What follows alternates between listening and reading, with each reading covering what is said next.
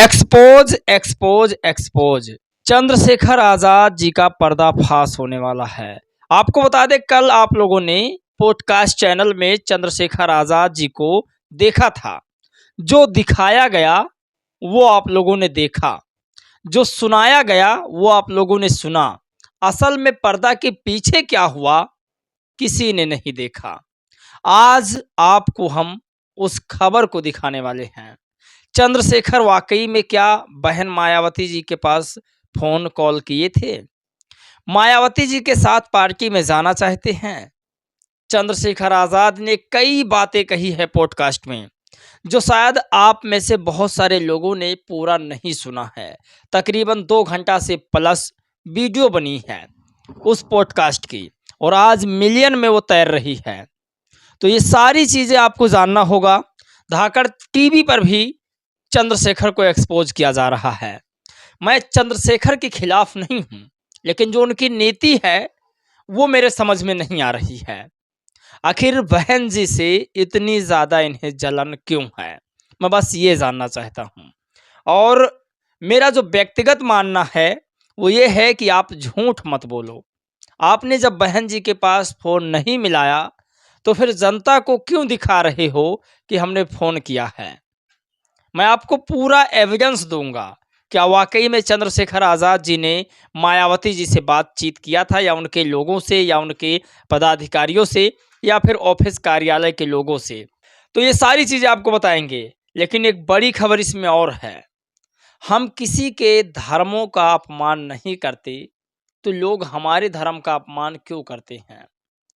क्या है पूरा खबर आपको इस वीडियो में हम दिखाएंगे। चलिए वीडियो शुरू करते हैं।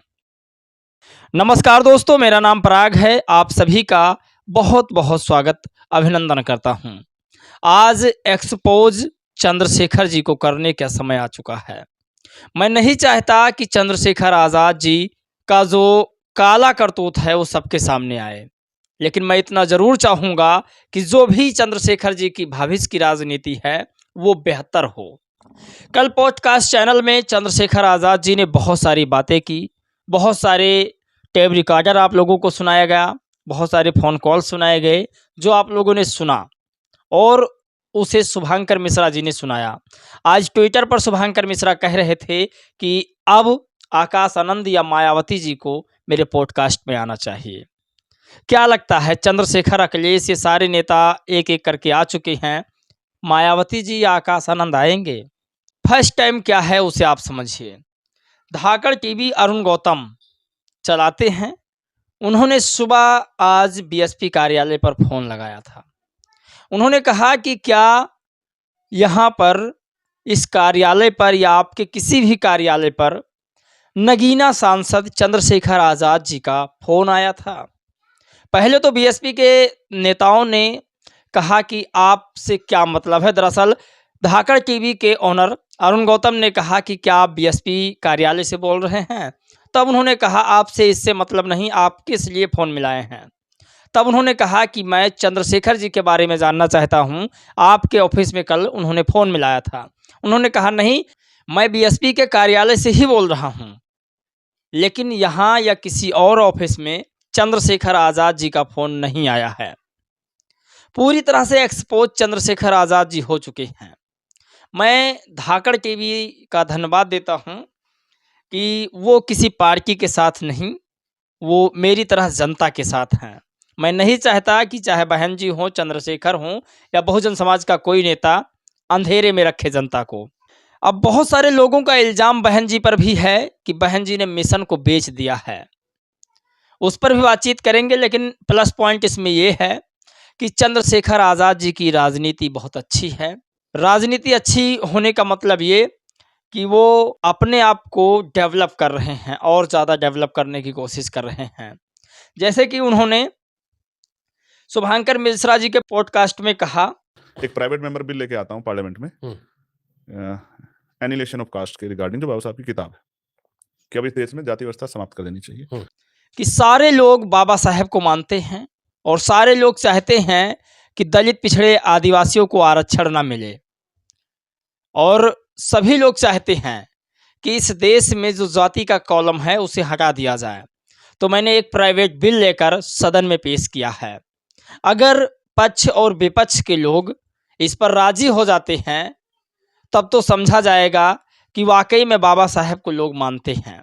उन्होंने कहा एनालिसिस ऑफ कास्ट जो बाबा साहब की लिखी किताब है, उस किताब के माध्यम से, उस किताब के ज़रिए से हमने सत्ता दल और विपक्ष दल दोनों से सहमति चाहा है।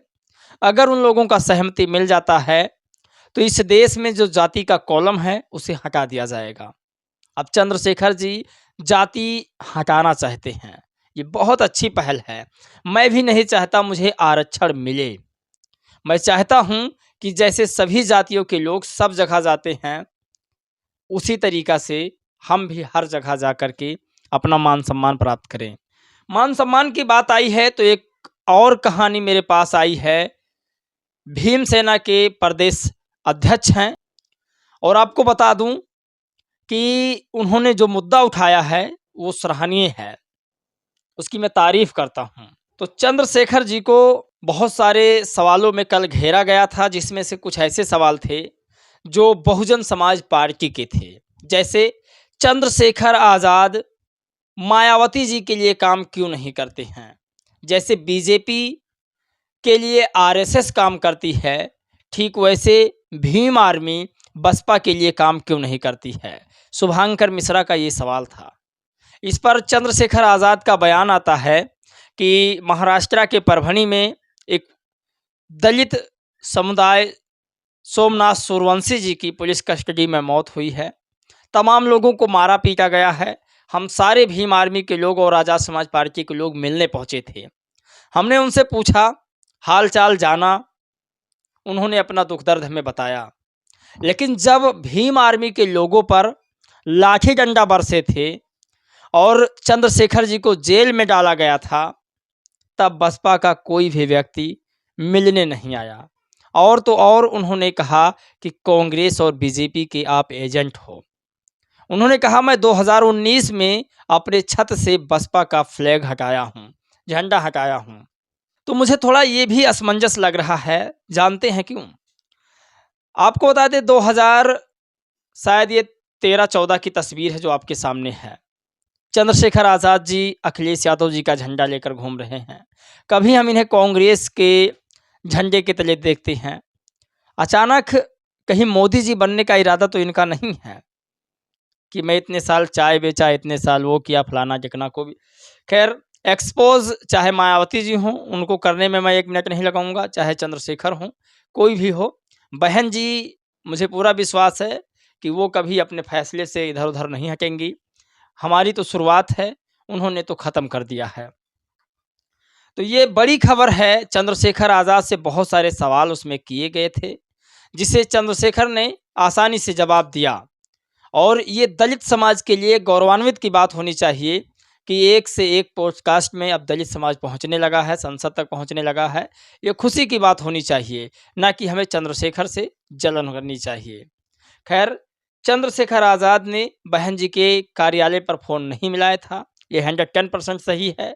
इस तरह खबरें जो है चंद्रशेखर चला रहे हैं अपने आप को प्रमोट करने के लिए, इसे भी हमें समझना होगा। अब बात करते हैं बहुत ही गंभीर और बहुत ही खास खबर पर। दरअसल आपको बता दें, ये वीडियो आपके सामने चल रहा है और ये तस्वीर आपके सामने आ रही है। ये तस्वीर है उत्तर प्रदेश के गोंडा जिला की। गोंडा जिला में एक चौराहा है, चोटीपुर चौराहा। इस चौराहे पर संत श्री रोमड़ी रविदास जी महाराज जी की एक मंदिर है। अब मंदिर जो है नहर के किनारे बनी है, जो कि अपने पर्सनल जमीन में एक व्यक्ति हैं जो दलित समाज से आते हैं, उन्होंने बनवाया है। आपको बता दें, भीमसेना के प्रदेश अध्यक्ष ने इस खबर को मेरे पास शेयर किया है कि सर इस खबर को चलाया जाए। आपको बता दें, इनके प्राइवेसी के लिए इनका नाम पता हम नहीं बताते हैं, लेकिन आपको बता दें यह जो वीडियो उन्होंने भेजा है ये बताया जा रहा है कि चूटीपुर का है। इस तस्वीर और इस वीडियो को भीमसेना के प्रदेश अध्यक्ष जी ने शेयर किया है। बस सवाल मेरा इतना है कि जब हम किसी के देवी देवताओं पर अनर्गल टिप्पणी कभी नहीं करते हैं, हम सभी धर्मों का सम्मान करते हैं और सभी के मजहबों का सम्मान करते हैं, तो हमारे महापुरुषों संतों गुरुओं के साथ लोग इस तरह की बदसलूकी क्यों करते हैं। नहर के बगल में ही कूड़ा फेंकते हैं और नहर के बगल में ही हमारे संत श्री रोमड़ी रविदास जी की मंदिर बनी हुई है। अब जब हवा चलती है तब वो पत्तल गिलास कूड़ा उस मंदिर में जाकर भर जाता है। ऐसा पहले नहीं था, ये अब कुछ दिनों से होने लगा है। मैं नगर निगम से भी दरख्वास्त करूंगा कि इस मुद्दे को तत्काल वो देखे। फैसला मैं सरकार पर छोड़ता हूं, क्योंकि सरकार हमेशा संत श्री रोमड़ी रविदास जी की जयंती पर कार्यक्रम करती है, उनके बारे में लोगों को बताती है। तो मैं चाहूँगा कि संत श्री रोमड़ी रविदास जी महाराज जी के आगे जो कूड़ा है, कूड़ादान जिसे बनाया गया है, उसे हटाने का काम करें। आपकी बहुत कृपा होगी, आपकी बहुत महान कृपा होगी। दोस्तों, इस वीडियो में बस इतना ही। जय भीम, नमो बुद्धाय।